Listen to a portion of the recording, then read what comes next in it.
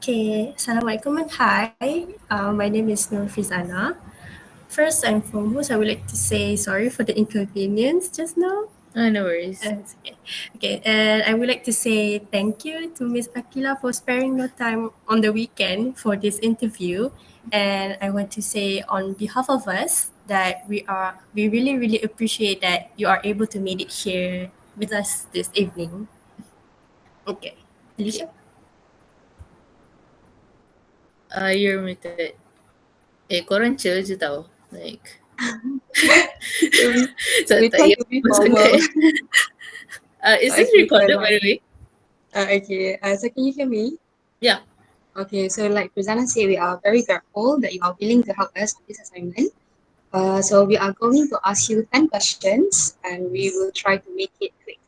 Okay, Okay. so can we start?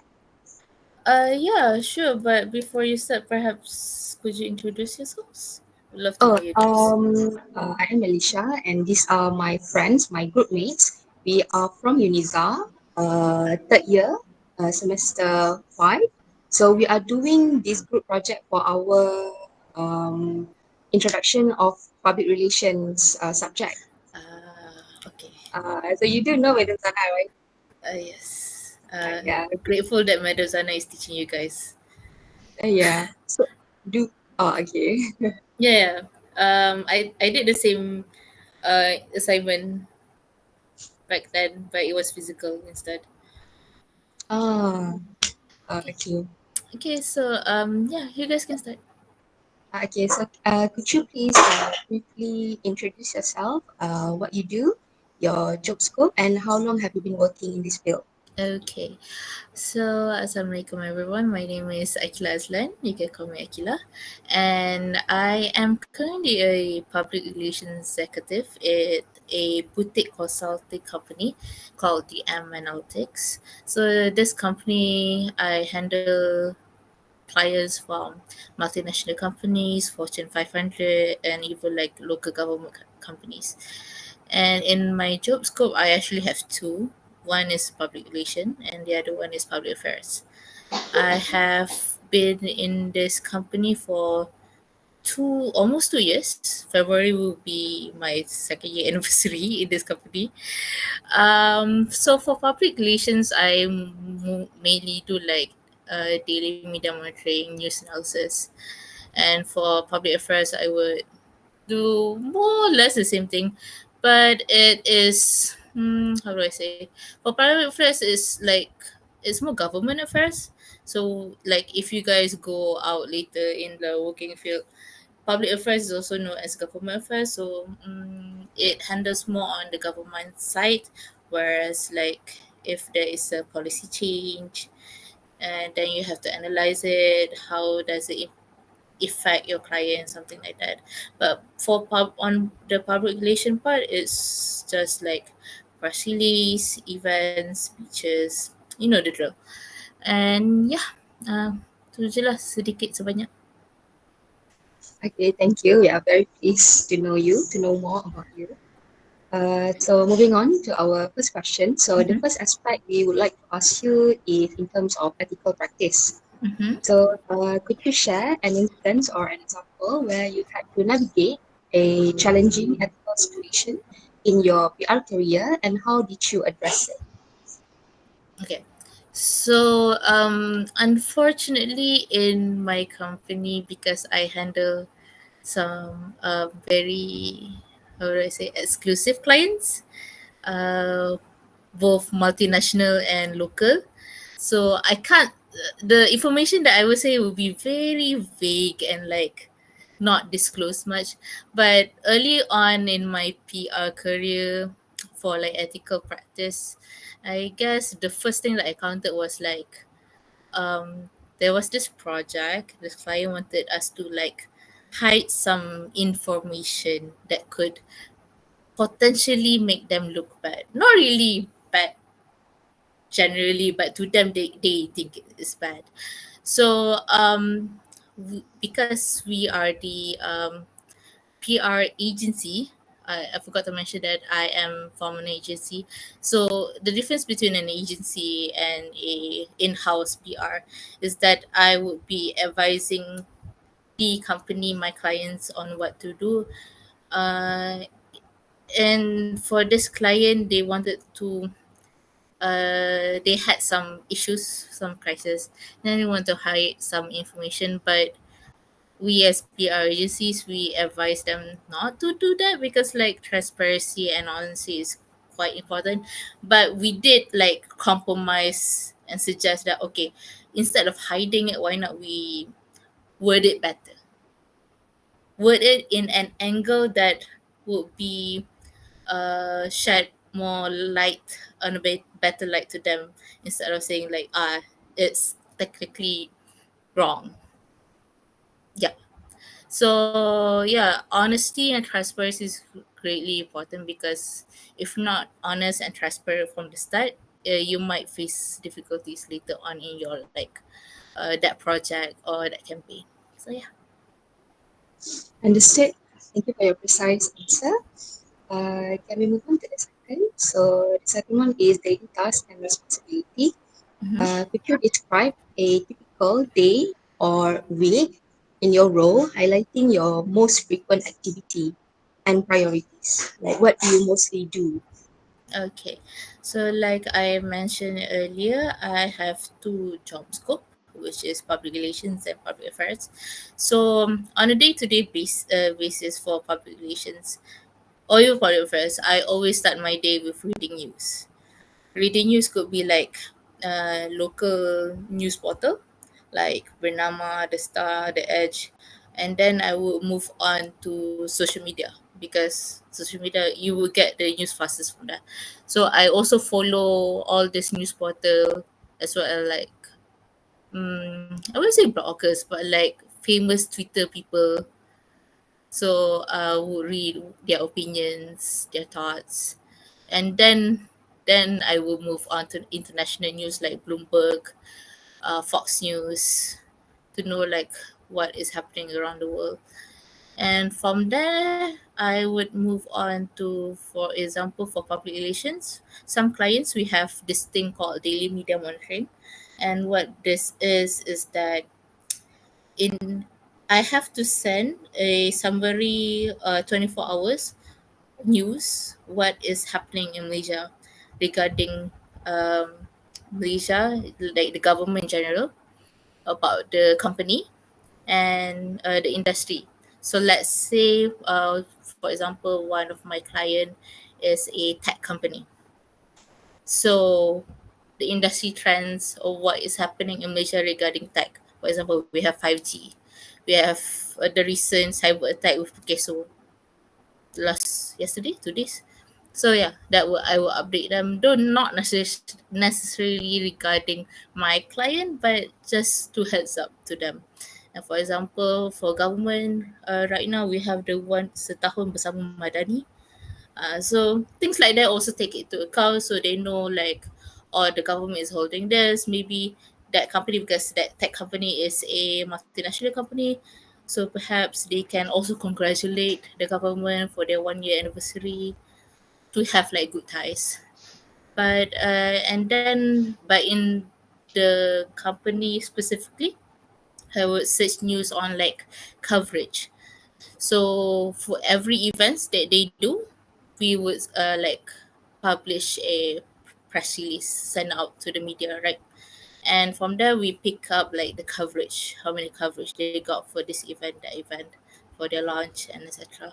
Or if there is any mention of that company, and then from there we take the coverage and we categorize it into three categories: positive, neutral, and negative. So positive news would be like, if it's their event or it's if it's something beneficial for them, then it's positive. But if it's just like a competitor of them just briefly mention about them, then that's neutral. And negative is basically if the article is talking shit about the company. Yeah. But basically that is day to day for public relations, except if there's like an event which happens at least once a month for my instance, because I am a PR agency with multiple clients. So there is a whole lot more to do. For example, like planning events, preparing the media invite, press materials like press releases and speeches, and then during event there's media registration, media relations, and I think you guys will have like media relations class, or I'm not sure, but media relations is basically how you engage with media, and I think based on one of the questions you're gonna ask about that, so I'll explain later. So yeah, that's basically day to day. It's 20 almost 24 hours kind of work. Yeah, clearly you obviously you have your day mostly very packed and busy. So Yeah, maybe it's true that people say PR practitioners are very busy people. yeah, that's why unfortunately I had to cancel you guys patutnya malam ni Ah, because of it's okay, COVID. it's fine. Yeah, We understand, that understand. is also because of work. Yeah. Okay, moving on. Next is PR campaign. Mm-hmm. Have you ever worked on a successful PR campaign? And can you describe what is a successful PR campaign that you have ever worked on? Okay, so um I guess for the most exciting PR campaign that I had, because there's a lot of PR campaigns mostly for government, which is very boring. But the most fun I had was with this EV company. Do you guys know what EV is? I'm not sure what that is. Okay, maksudnya you guys have to read more.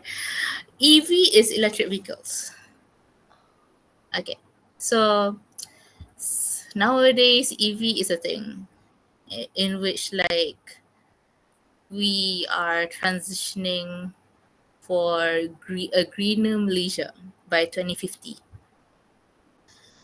So there's this international EV company, and we had dia technically macam dia baru nak establish in Malaysia.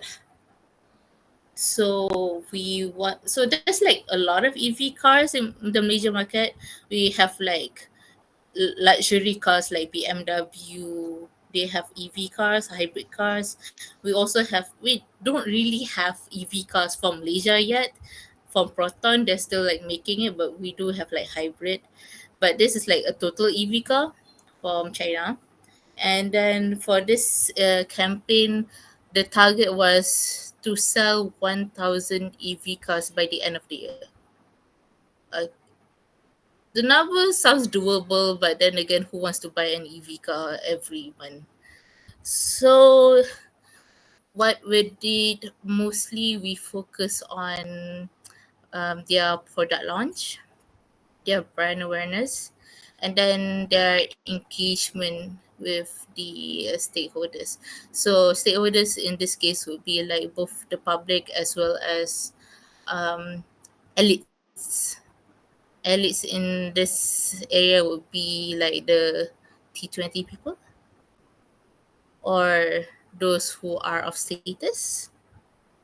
So yeah, I would say that would be successful because we did not just manage to attract those elite people, but we also able to attract like the general public, because actually this EV car sells less than 100k ringgit, and that is considered quite cheap for an EV car in Malaysia.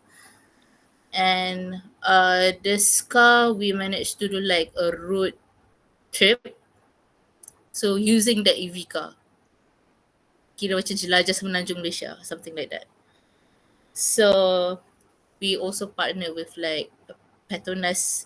Their division they have like this the division under Petronas is called Gentari. So that is focused on EV charging. So we collab with them, and then from there, we managed to like target some spots, and from those like states we open up booths, uh, road shows, and then we finished off back in KL, And I'm not sure what's the numbers as of this month, but we are almost like 80 to 90% achieving our target. Yeah, so I would say that's quite a successful campaign. Mm. Indeed, that's very amazing. Okay. Um, Next to the fourth question, Mm-hmm. in terms of media relation, how do you build and maintain media relationship with journalists or any other media outlets? Okay. So this is the question that I was supposed to elaborate early on. So how do I build and maintain relationship with the media? First, I would share experience based on me myself, because technically I still consider myself a fresh grad. So as a fresh grad perspective, I would say have an organic relationship with them, in where, because when you step into like the corporate world, everything is not really pretty. It's how do I say, it's very gray, it's very with benefits kind of way. So it's very hard to have relationship with media if you're not actually friends with them from the start. So I would go to events that my clients did, and then from there I um, engage with them, because at the end of the day, I feel like if, let's say, my client is a tech company, more or less I will be seeing the same people at every event. So from there, I'm like, encik sekian-sekian, you here kan? How you? Busy ke lately? Ada parliament, I see. So something like that. You try to engage organically with the media. That's how you build and how you, for the maintain part, maybe there's an extra way. How I see like seniors above me, they do it. They also engage them for like, let's say it's their like that media agencies 1 year anniversary, or like, that person from media just got married or something, because it's in your circle, you will know. So you congratulate them, or if there's like Chinese New Year, Christmas, Hari Raya, you will send them, we call it like PR gifts. So yeah, that's one of the ways, the normal ways, ethical ways for you to build and maintain relationship with the media. So it could be a challenge to maintain the good relationship with media journalists, right? But it is important to, like you say, just ethically befriend them and maintain the good relationship. Okay. And then move on to the fifth question in terms of integration of digital media. All Mhm. right. So, what digital tools and platforms do you find most effective in engaging with your target audience and stakeholders? Mm-hmm. So because I'm from the PR agency side, the answer could, like, most of my answers could be very different if you were to interview someone who is in house, especially if you interview someone with like 10 years of experience, like Tuan saya. So but from a PR agency's perspective, we don't really engage directly with our clients' stakeholders. We can only advise them what to do or help them do it. So, but honestly, the the the ways that they usually do is just use two things: Google and any social media. And I think that's a given. You use Google. There's this. You guys have to learn about like ISO, SEO. Tahu tak apa tu? SEO is search engine optimization. Uh, it, it's just a fancy word on how to use Google effectively. So don't let these corporate people belittle you with all this like ABCs, EFGs. So it's basically like how you search Google. Basically, memang search je, search, and under the search toolbar there's like tools. So you can search things like dated from like 24 hours ago or 1 year ago, or you have specific custom dates. There's also like you can use, you guys know that if you use the quotation on a certain keyword, you guys can cari that thing specifically. So let's say you guys want to cari like specifically on EV Malaysia, you guys can put the quotation marks on electric vehicle and then Malaysia, and then it will only show you that, and not anything else yang boleh macam mengganggu your search. That is search engine optimization. You are using to the full uh, maximum ability of that platform. If you guys nak belajar, I can just tell you some tricks. Kelakarnya, like I have to teach this to like C-suites people in Mitsubishi, and it was very funny because I'm a fresh grad last year, technically. So I'm telling people because Mitsubishi is from Japanese, is from Japan, right? So it's like Mr. Something like Tokohashi or something, but he's like almost like 50. So it was pretty funny that I have to like teach them all this stuff. But since you guys are still young, you can have like a good start. So try to optimize even like the little things in like both social media and Google. It will very like make a big difference in like I said, like if you guys are still pursuing PR or not. It will definitely help you guys. For social media, I would guess how you engage, like you have to know your algorithm, like what time is suitable to post what things, um numbers and your followers you're following, and who you follow affects who will be watching your content. So things like that, because at the end of the day, for in the PR perspective, we have to develop a certain kind of branding. So before we can develop the brand, we have to research first, and that's where Google comes in. So yeah, use these two things, nothing can go wrong. Thank you for the tips. Actually, we just learned but briefly about SEO in our class. But Great. just briefly. Uh-huh. But do you think, in terms of social media, do you think there is a specific social media that you think is the most effective than the other social media? Not really. It depends on your client. Not really. Mm. If let's say your client is a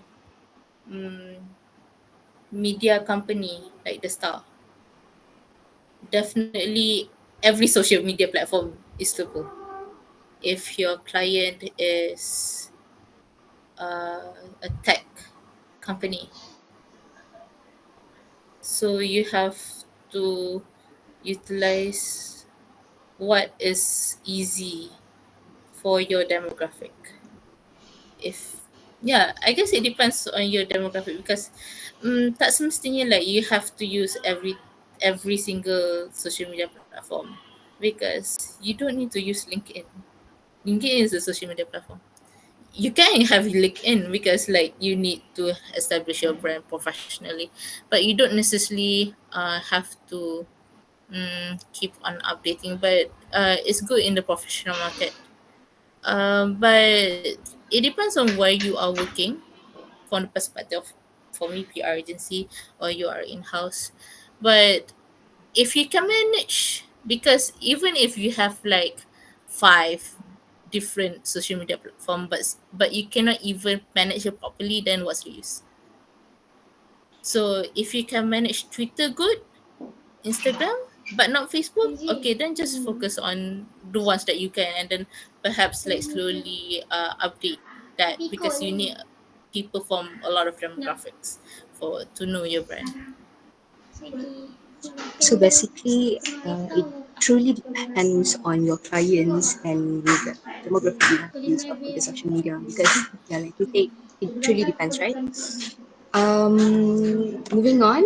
to the stakeholder engagement. How do you deal with different stakeholders during a crisis, and how do you shape your communication strategies from their feedback? So again, disclaimer: the stories I cheated is based on a PR agency. So in terms of crisis, again, I can only advise my clients. Can't really like directly take into action. We can advise them what to do. If they want to do it, they can. But one, I've only been a PR for 2 years, and let me tell you, there's a lot of crisis every single month. But I guess the biggest would be like, hmm, the if a company wants to introduce a new service, but that service, mind you, this is a local company, local government company. So because it's a local government company, so the things that they introduce could receive backlash because like some people would not agree on it. Why do we need this when we already have this? So how we manage it per se is because what they introduce is good. It solves problems in where it could help informal workers. Do you guys know what are informal workers? Informal workers are like people yang buat Grab, Foodpanda, or yang buat gig. Those are informal workers. So these informal workers, unfortunately, in Malaysia, right, they are not really protected. Dia tak macam kita yang ada benefit medical semua tu. So because they are not protected, this service was introduced. Unfortunately, people don't really like it because this and that. But we try to focus on the narrative what it can do than what it can't. Because what it can't do is just a little bit. But people would too focus on what it can't do in comparison with like other service yang they still provide.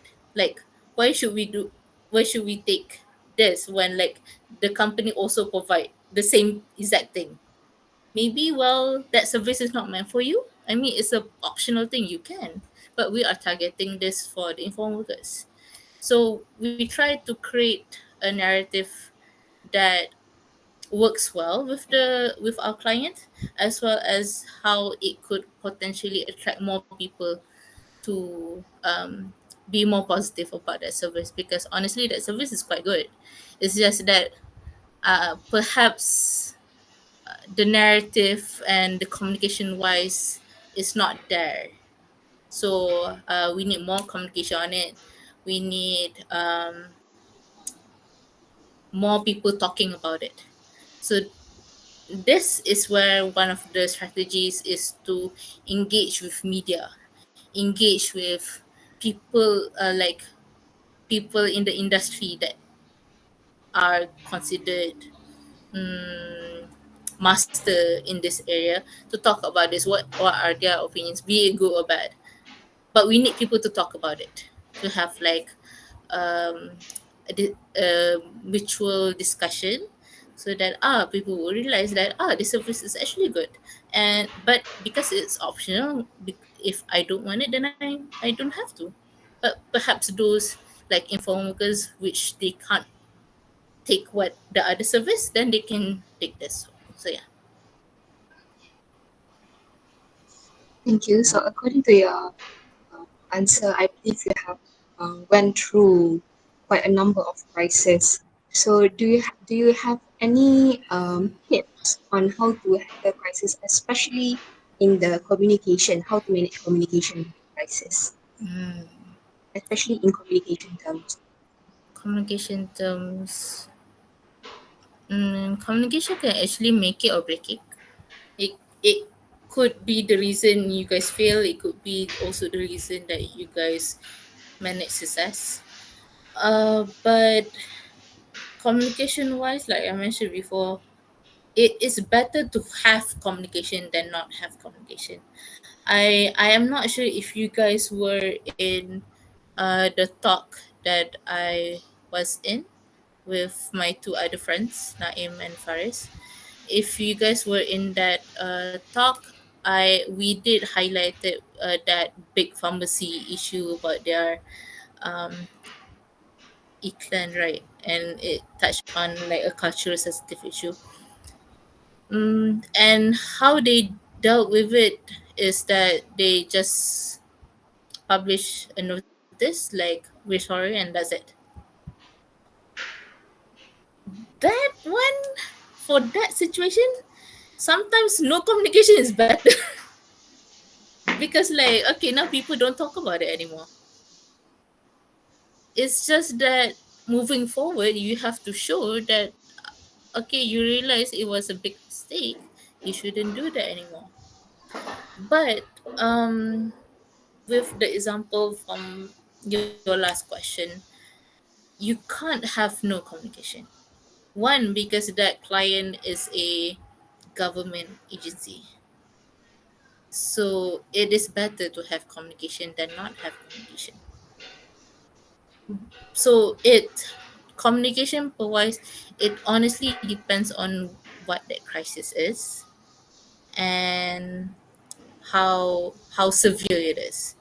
Let's say for like MH370, if that one, if you don't have communication, people will attack and physically. So it depends on the things that you are handling at the moment. I don't really have much to say tips communication wise, because it depends on your demographics. It depends on your that crisis itself, because there's no one set formula for for every single crisis. You cannot use the same thing for everything. You can, because like I think you guys will learn like crisis com something, but it's something that you just apply, take note, and then see if you can like select here and there, adopt little things, not like I learn in university like this, so in the work I do like this. Not really. So yeah, that's my tip. So it really depends on situations that you could use to appropriately uh, other party, right? Moving on to the eighth question, trends and emerging practices. How do you stay updated with the latest industry trends and technologies? And how does this impact your strategies and approaches? Okay, for this I would like to ask you guys, um how do you guys keep track with like latest TikTok trends, latest celebrity gossip, or if you guys may not K-pop, what's the latest stories on K-pop? Hmm. I nak tanya. I think, Yang tu sebab you guys duduk dekat-dekat. yeah. Okay, never mind. So how you guys um keep track with that is the same way you guys keep track with like this other corporate stuff, trends. It's basically the only thing yang lain is the topic itself. So how do I keep track with the latest industry trends and technologies would be the same way if I were to track K-pop stuff. So I would follow them on all social media. I will follow like YouTube, like what are people talking, their perspective on it, read comments, read opinions, and that's where I get the latest industry trends and technologies. You you guys really need to read in advance from like now on. That will be my genuine tip for you guys, because when I started working, I hated reading news. I didn't like it because it's too political. I don't like it. It's too boring. But at the end of the day, with PR, right? you don't really okay, let's say right now it's weekend, right? It's not like weekend, I'm not gonna read any news. No, I can't. That Pekeso thing happened like was informed right after Solat Jumaat. And normally people after Solat Jumaat they don't really work anymore. But like I can't really like not read it. I need to know about it. Even in weekends. But it's that's the thing, it's a continuous thing that you have to do. You have to always read. So that's how you know the latest trends.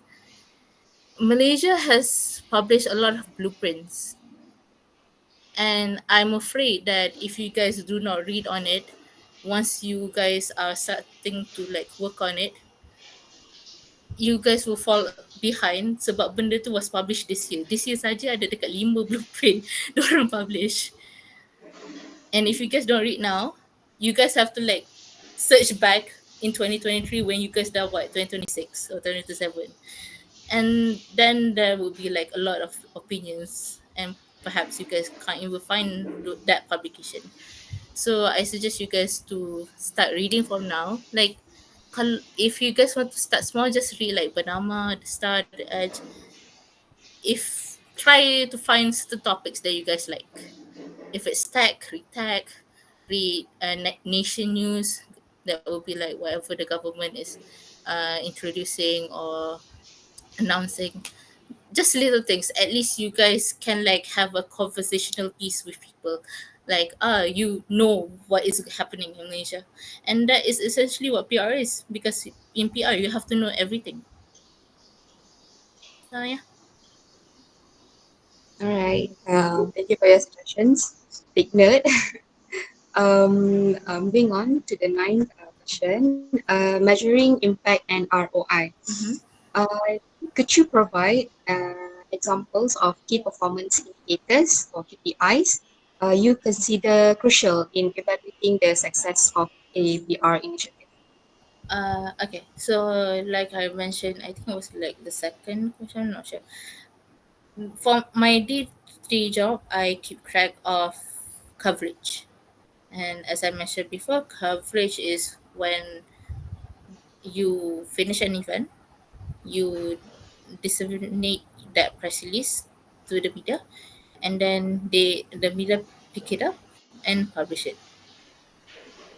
That is one coverage. Second would be engagement or impact. So from that coverage or from that event, depends if the event is product launch. How many people after that news come out would go to your like stall and go buy that product? Or if it's a service or a news that you have published, the engagement under that post. So I consider this like two three things. I would say from like news perspective would be the KPI, because KPI for PR initiative would depend on like if it's like a crisis com, if it's a product launch, if it's an event, if it's a CSR. So it depends honestly. Thanks. Thank you. And finally, our last question, in terms of career development and advice, what advice would you give to someone aspiring to build a successful career in PR? Okay, genuine question. Out of the six of you, do you guys really want to be VR? Still thinking. Okay. Um, Me and my friends, we were a group of six too.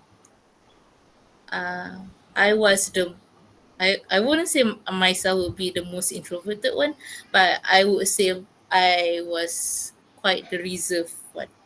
I would be the leader of the group, but I would be like a reserved leader. My friends would be the one talking. I didn't expect at all that out of six of my friends who were extroverted, I was the only one who actually became a PR. They didn't. My career and advice for someone aspiring to build a successful career in PR is that even if you don't work as a PR, or if you eventually do, your strive for knowledge shouldn't just stop after you have this degree. Like I said, like continuously read a lot of things. It will help if you not sama master. It will help if you want to do what graduate programs. At least you are above other people. Your average of like people also striving and competing for that same thing.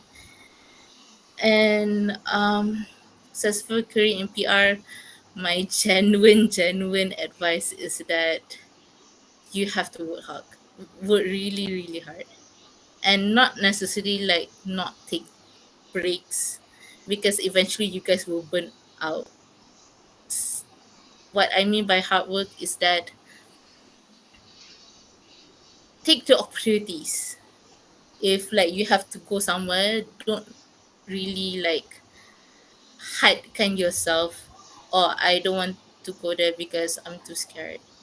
Because I was not saying that I didn't go for the activities, I did, but I hesitate at first because I don't like social gatherings. I don't like connecting with people, networking. What are those? But essentially, that are PRs.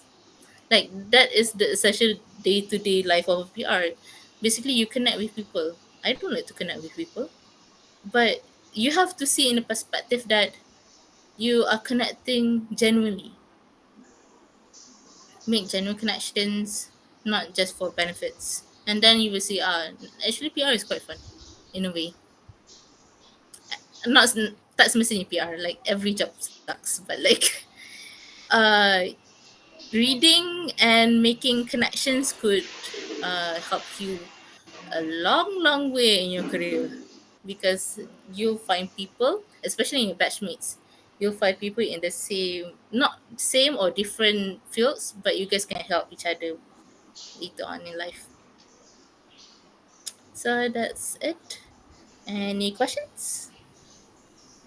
Thank you for your sharing and your advice. Maybe some of us would go for PR in the future. We never know.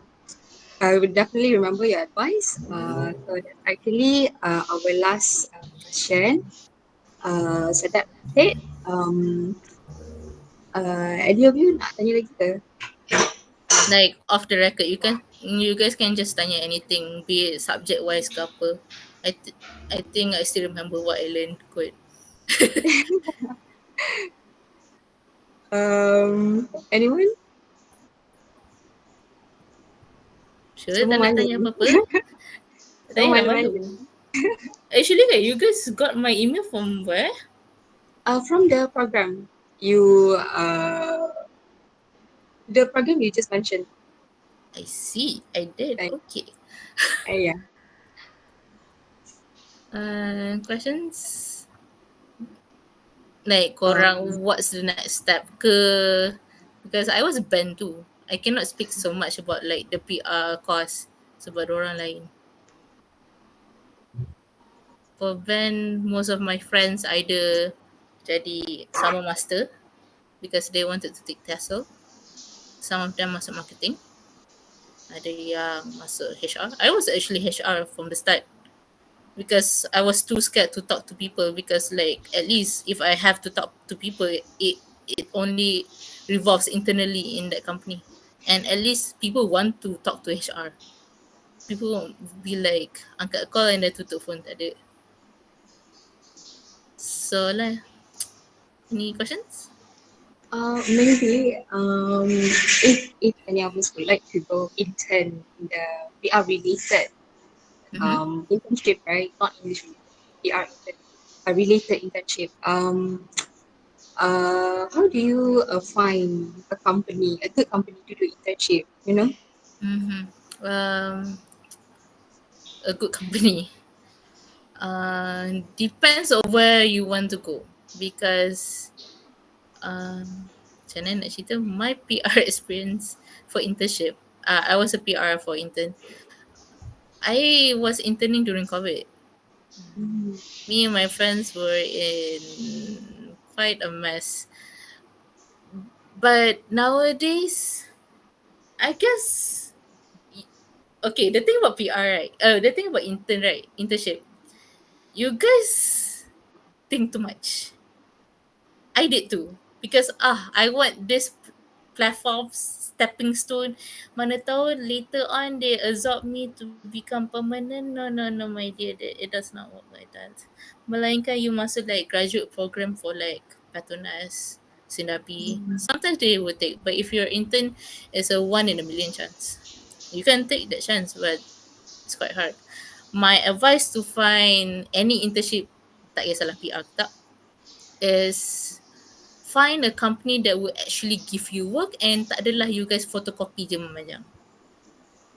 Or not also, okay, for like Maybank and Petronas, they hire like 50 interns sekali masuk, and you guys will be doing the same thing, copy senior korang punya kerja. It's not effective at all. It's basically you jual nama, saya pernah intern kat Petronas or Maybank. If you want to do that, sure, you can. But do you have the skills to actually do things? Not really. If you actually want to make a difference, find a company yang macam, sebab kita English people, we are comms. We can masuk any single industry as long as we read. You can masuk medical, you can masuk engineering. I was actually interning in KPJ. Back then was COVID. I was frontliner. I dapat vaksin dulu, I dapat pas kebenaran laluan semua.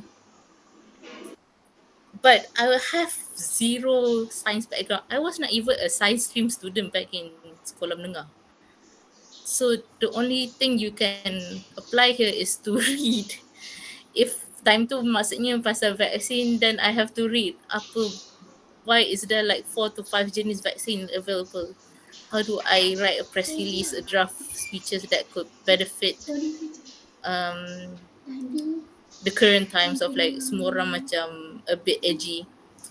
So yeah, apply to places that big companies lah, big companies. You can try small, but like your senior hari tu kena teruk. Senior above you, dua above you, yeah, sampai kena pecat, and it was so pelik ke company punya alasan sebab dia ambil MC sehari and then dia kena pecat intern. Doesn't make sense. Tak apa. Mada Zana siap turun. But that's the thing. Company kecil might exploit you. Company besar pun, but like you pick and choose your struggles je lah. Maybe you And have to do ample research on the company before we actually apply. research tu satu. I dulu campak je semua resume for every single company. And dia tengok siapa panggil. And sometimes it's beneficial if you just connect with people on LinkedIn. Rather than you drop resume and then tunggu sampai bila diorang tak call. I wanted to intern at KPJ because it's near my house. I live in KL. I work at KPJ HQ. It's at Kampung Baru. So I just called the not customer service but their center, and if there's like number for HR, you guys can try. Oh, this call is about to end. Actually, we have a limit of 1 hour for Google Meet session. We will give you